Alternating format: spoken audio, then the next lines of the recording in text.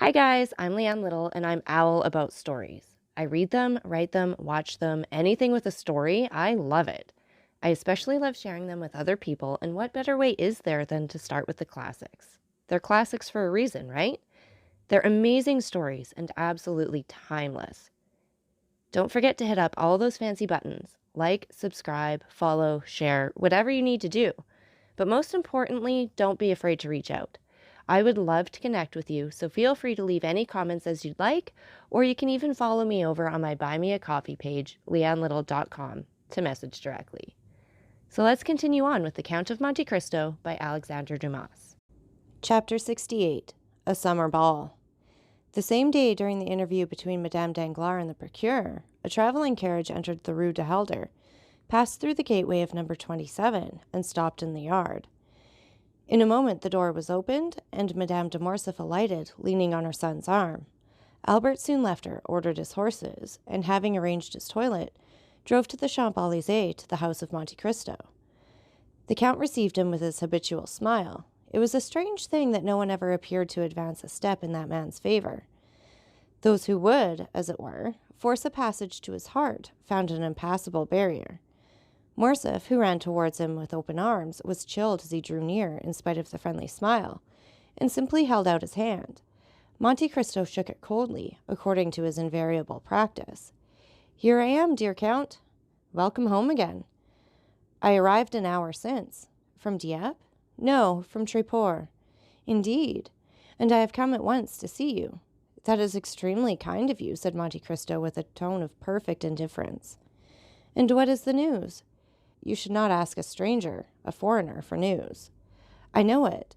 But in asking for news, I mean, have you done anything for me?"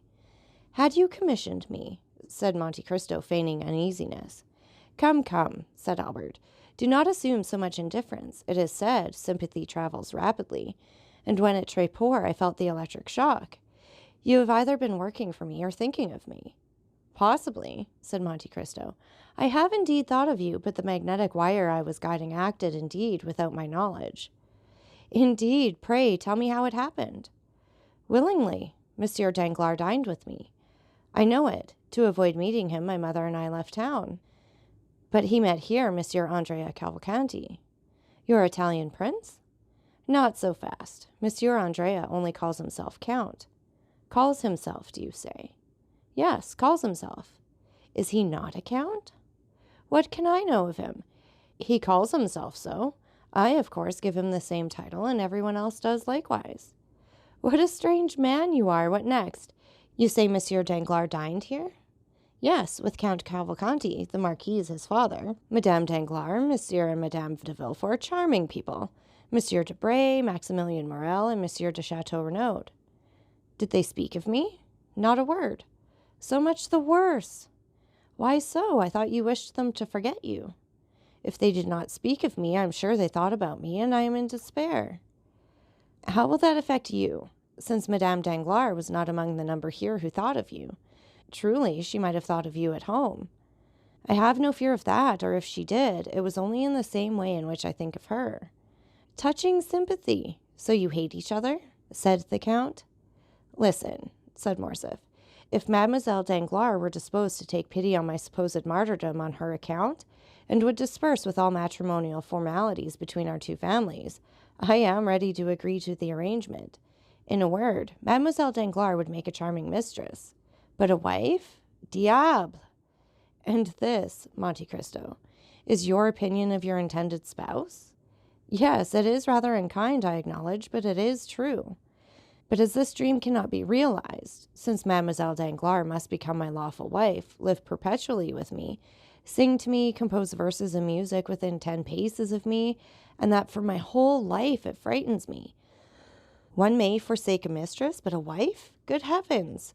There she must always be, and to marry Mademoiselle Danglars would be awful." "You are difficult to please, Viscount." "Yes, for I often wish for what is impossible." "What is that?"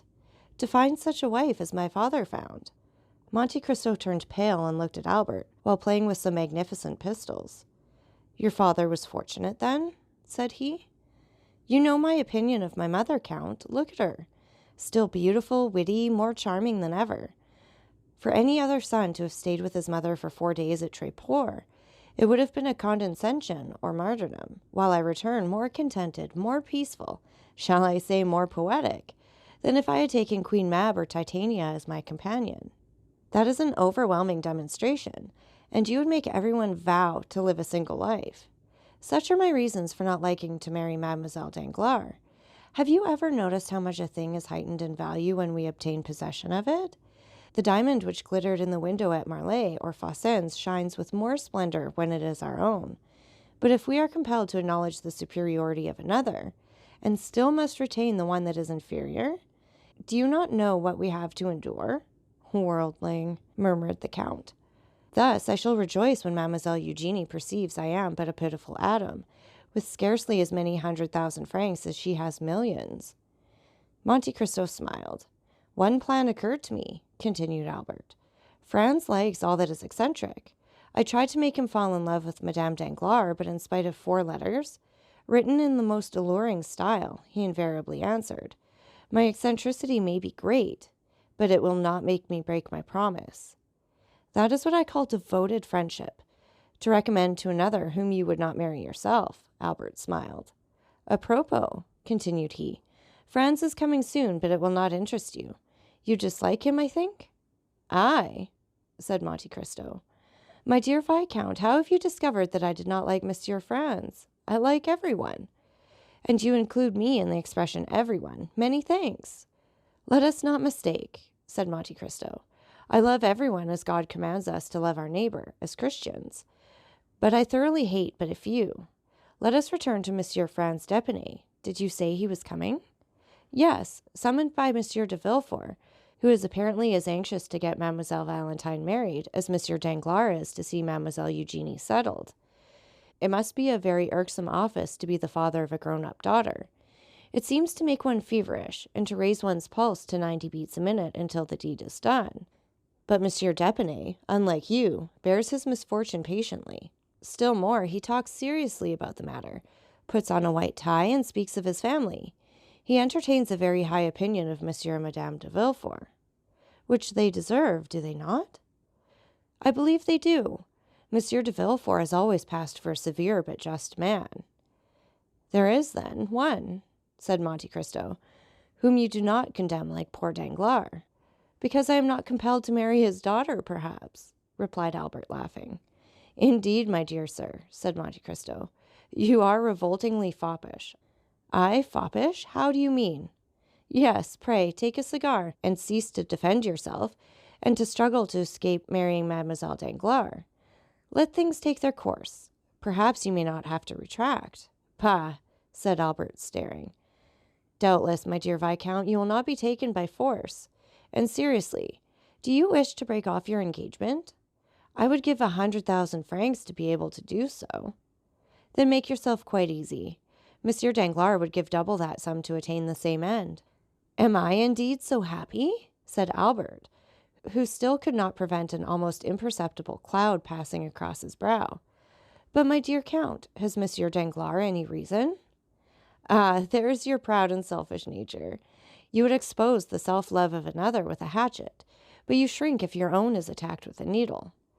But yet Monsieur Danglars appeared delighted with you, was he not? Well, he is a man of bad taste, and still more enchanted with another. I know not whom. Look and judge for yourself. Thank you, I understand. But my mother, no, not my mother, I mistake. My father intends giving a ball. A ball at this season? Summer balls are fashionable. If they were not, the Countess only has to wish it, and they would become so. You are right. You know they are select affairs. Those who remain in Paris in July must be true Parisians. Will you take charge of our invitation to Monsieur Cavalcanti? When will it take place? On Saturday. Monsieur Cavalcanti's father will be gone. But the son will be here. Will you invite young Monsieur Cavalcanti? I do not know him, Viscount. You do not know him? No, I never saw him until a few days since, and am not responsible for him. But you receive him at your house. That is another thing. He was recommended to me by a good abbé who may be deceived. Give him a direct invitation, but do not ask me to present him. If he were afterwards to marry Mademoiselle Danglars, You would accuse me of intrigue and would be challenging me. Besides, I may not be there myself. Where? At your ball. Why should you not be there? Because you have not yet invited me. But I come expressly for that purpose. You are very kind, but I may be prevented. If I tell you one thing, you will be so amiable as to set aside all impediments. Tell me what it is. My mother begs you to come. The Comtesse de Morcerf? Said Monte Cristo, starting.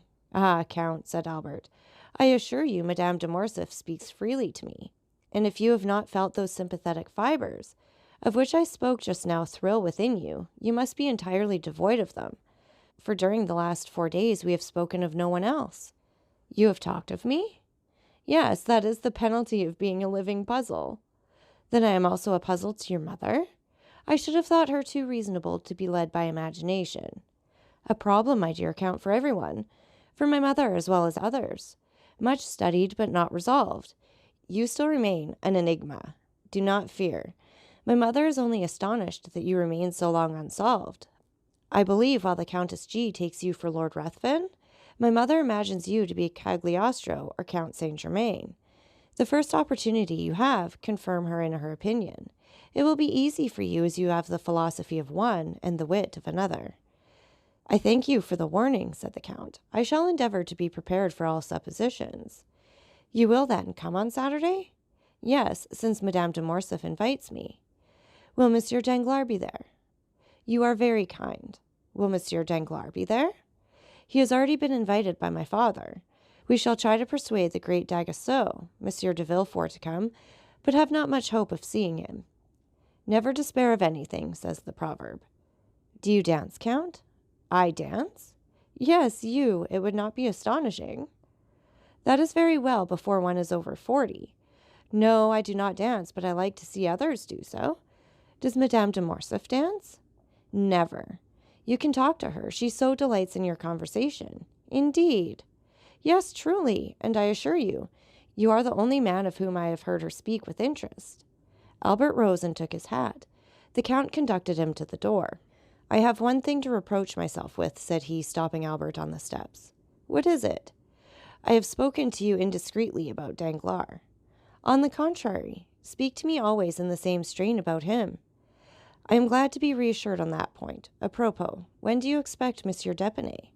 5 or 6 days hence at the latest. And when is he to be married?